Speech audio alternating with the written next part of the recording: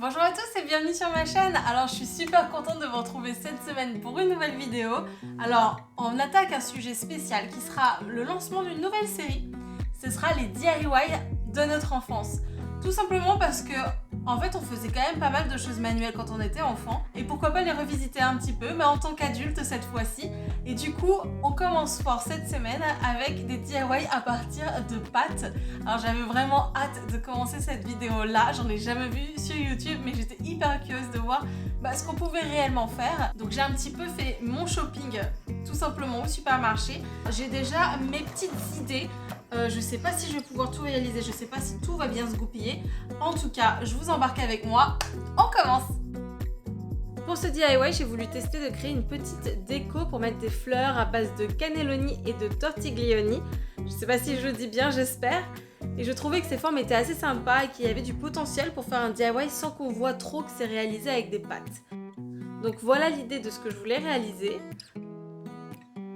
Donc j'ai commencé par coller les pâtes ensemble et j'ai ensuite fait un espèce de fond à partir d'argile autodurcissante pour que quand même les fleurs ne tombent pas. Alors j'ai déposé ça tout simplement sur l'argile que j'avais déjà préalablement un peu travaillé et que j'avais aplati avec une certaine épaisseur pour que ça prenne bien la forme. Donc j'ai lissé le tout avec un petit peu d'eau et puis j'ai laissé sécher. Et mauvaise surprise, quelques minutes plus tard, j'ai entendu des craquements assez étranges. Alors au départ, j'ai pas du tout pensé que ça pouvait être mon DIY, alors j'ai cherché un petit peu partout, rien. Je me suis même demandé si c'était pas des pigeons qui toquaient à la fenêtre.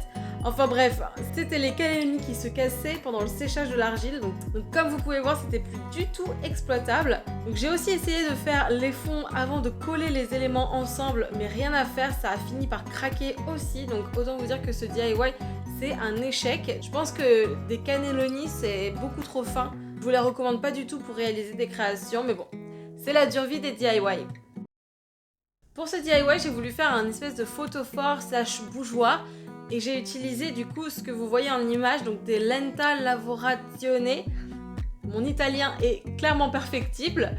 Donc j'ai récupéré un bocal d'usager, nettoyé évidemment pour ça. Et je suis venue coller les pâtes sur tout le tour. Donc je les avais cassés pour qu'ils aient tous à peu près la même hauteur. Et je les ai collés au pistolet à colle.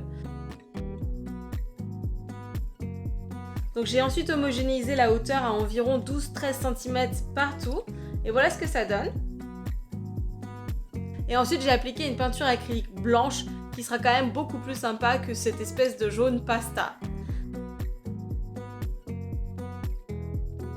Donc en attendant que ça sèche, j'ai préparé des petites étiquettes. Et vu qu'on est sur un thème pâtes, j'ai utilisé des pâtes alphabet pour faire les écritures. Donc j'ai choisi d'écrire vanille tout simplement parce que ça correspond à l'odeur de la bougie. Et sweet home, mais vous pouvez mettre littéralement ce que vous voulez. Donc j'ai à nouveau peint les lettres en blanc, puis je les ai collées sur une feuille cartonnée marron avec de la colle à papier. Vu que c'est des tout petits éléments, le pistolet à colle n'aurait pas été adapté. Je pense que ça aurait bien collé, hein, ça il n'y a pas de souci, mais ça aurait fait vraiment, ça aurait débordé de tous les côtés, donc c'était vraiment pas joli.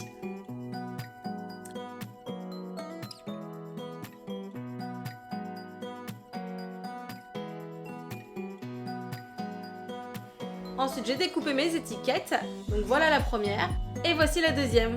Donc j'ai aussi passé un petit trou à chaque fois pour faire passer une ficelle et l'accrocher autour du photophore, comme vous pouvez le voir, donc pour la petite touche finale. Et voilà, donc j'aime beaucoup le rendu très élégant de ce DIY, mais aussi sa forme un petit peu unique qui personnellement me fait penser un peu à des algues et donc à la mer.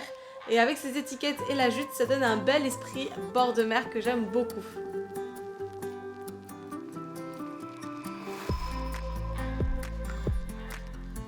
Pour ce DIY, je suis restée dans l'esprit un petit peu bord de mer et j'ai utilisé ces pâtes là, donc ce sont des toffarelle. Elles ressemblent un petit peu à des coquillages, donc j'en ai fait des petites boucles d'oreilles. Donc c'est assez régressif parce que ça me fait vraiment penser aux cadeaux de fête des mères qu'on pouvait offrir quand on était enfant. Donc ces pâtes, elles ont une jolie forme de coquillage, donc c'est pour ça que je les ai choisies. Et j'ai commencé par les peindre en blanc dans un premier temps. Puis vu que je trouvais ça un petit peu trop mat, un petit peu trop peut-être plâtreux, j'ai appliqué une couche de vernis à ongles blanc nacré par-dessus pour un aspect un petit peu irisé. Voilà, donc je sais pas si vous voyez la différence, mais c'est beaucoup plus joli quand ça brille un petit peu. Ensuite, pour pouvoir accrocher mes pattes, donc j'ai fait des petits trous à l'aide d'une aiguille, donc avec un allume-feu, donc il faut juste bien chauffer la lame et c'est hyper facile de venir percer légèrement notre pâte. Donc attention tout de même car c'est un petit peu fragile et ça peut casser si on va trop vite. Ça a été mon cas, j'en ai fait littéralement 3 ou 4 avant de réussir à en avoir 2 qui sont dans un état impeccable. Et j'ai percé sur le haut et sur le bas. Donc le trou du bas sert à accrocher une petite pampille du coup qu'on va faire ensemble avec du fil à broderie. Donc pour ça j'ai fait le tour de mes doigts environ 20 fois. Et j'ai passé une petite ficelle dans le cercle. Ensuite j'ai réalisé un petit nœud, enfin pas si petit, pour qu'il soit bien solide, j'ai fait un triple nœud. Et puis j'ai découpé l'autre côté pour libérer les franges. Puis j'ai repris un petit peu de ficelle pour venir former la tête de la pampille.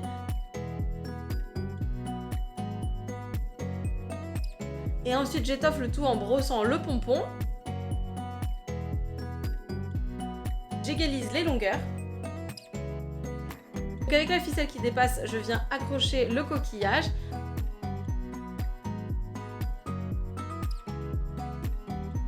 Et il n'y a plus qu'à mettre l'accroche pour boucle d'oreille. Et voilà, le tour est joué.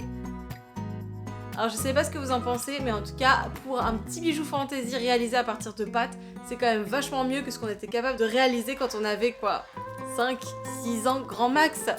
En tout cas, je trouve que pour l'été, c'est absolument parfait parce que cette petite touche de rouge ira très bien avec le beau temps.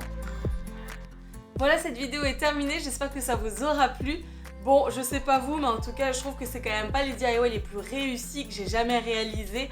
Ça reste quand même vachement limité, je comprends beaucoup mieux pourquoi quand on arrive à un certain âge et qu'on est en mesure d'utiliser des produits quand même plus sophistiqués, on se retrouve pas à faire des DIY forcément avec des pâtes. Tout simplement parce que les pâtes, déjà quand on met ça en contact avec de l'humidité, ça ramollit.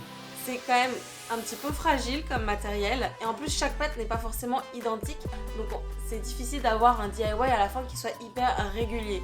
Mais bon, c'est la vie, en tout cas je suis contente d'avoir essayé. Et en tout cas pour la prochaine vidéo DIY de notre enfance, on va redécouvrir la pâte à sel et j'espère que je vais mieux m'en sortir. En tout cas, si cette vidéo vous a plu, n'hésitez pas à liker. Si vous voulez pas manquer la suite, n'hésitez pas à vous abonner. Et on se retrouve la semaine prochaine pour des nouvelles créas. Ciao!